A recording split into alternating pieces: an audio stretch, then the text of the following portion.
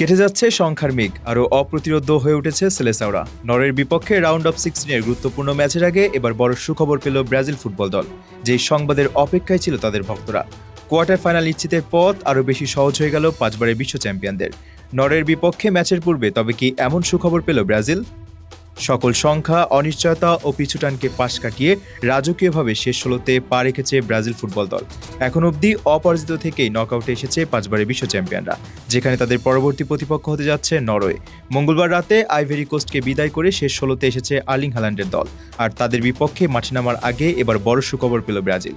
আগামী 6 তারিখ বাঁচা মরার লড়াইয়ের আগে যে দুশ্চিন্তায় ছিলেন কোচ কার্লো আনচেলত্তি, তা দূর হয়ে যাচ্ছে অনেকখানি। অবশেষে বড় স্বস্তি ফিরেছে সেলেসাও শিবিরে। এবার বিশ্বকাপের শুরু থেকে নানা কারণে আলোচনার মাঝে ব্রাজিল। স্কট ঘোষণা থেকে শুরু করে এখন অবধি বেশ কিছু বিষয়ে তাদের নিয়ে হয়েছে জোরে সোরে আলোচনা। টুর্নামেন্টের প্রথম ম্যাচে মরক্কোর বিপক্ষে ড্র করাতে অনেকেই তাদের গ্রুপ পর্বে শেষ দেখে ফেলেছিলেন, তবে পরের দুই ম্যাচে ঠিকই কামব্যাক করে সবকিছু জবাব দেন ভিনিসিয়াস জুনিয়ররা। এছাড়া নকআউটের প্রথম ম্যাচে এশিয়ার শক্তিশালী জাপানের বিপক্ষে জয় পেয়ে এখন পরের রাউন্ডে অবস্থান করছে হলুদ জার্সিধারীরা। সেখানে তাদের প্রতিপক্ষ নরওয়ে, আর সেই ম্যাচের আগে এলো মন ভালো করার মতো এক সুখবর। টুর্নামেন্টে এখন পর্যন্ত ইনজুরির সমস্যায় ভুগছেন দলের অন্যতম বড় তারকা নেইমার জুনিয়র। স্কটল্যান্ডের বিপক্ষে মাঠে নামলেও ছিলেন না জাপানের সাথে।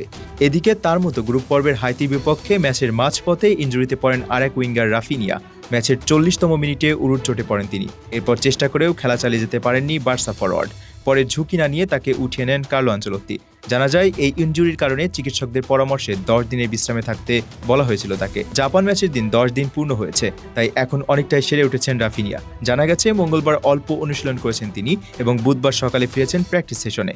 তাকে নিবিড় পরিচর্যা করছে ব্রাজিলের মেডিকেল টিম। 10 দিন বিশ্রামে থাকার পর এখন অনেকটা সুস্থ হয়ে উঠেছেন এই ফরওয়ার্ড। যেহেতু পরবর্তী ম্যাচের এখনও 5 দিন বাকি, এর মাঝে রাফিনিয়া সুস্থ হয়ে ওঠার বিষয়ে পজিটিভ টিম ম্যানেজমেন্ট, তাই নরওয়ের বিপক্ষে দেখা যেতে পারে তাকে। বর্তমান দলে ভিনিসিয়াস জুনিয়রের পরে সবচেয়ে গুরুত্বপূর্ণ সদস্যের মধ্যে একজন রাফিনিয়া। গেল 3 ম্যাচে তার পজিশনে খেলেছেন তরুণ উইঙ্গার রায়ান। তিনি অবশ্য মোটামুটি ভালোই করেছেন, তবে রাফিনিয়ার অনুপস্থিতি এবং অভিজ্ঞতা মিস করেছেন ভক্তরা। তাই বড় ম্যাচে যদি এই ফুটবলার ব্যাক করেন, সেটা দারুণ ব্যাপার হবে ব্রাজিল ভক্তদের জন্য। এছাড়া এই ম্যাচের আগে সুস্থ হয়ে যেতে পারেন নেইমার জুনিয়র। আগের চেয়ে বেশি গেম টাইম নিয়ে মাঠে নামানো হতে পারে নেইমারকে। সব মিলে বলা চলে নিজেদের সেরা কম্বিনেশন নিয়েই আগামী ম্যাচে মাঠে নামতে প্রস্তুত হতে যাচ্ছে ব্রাজিল।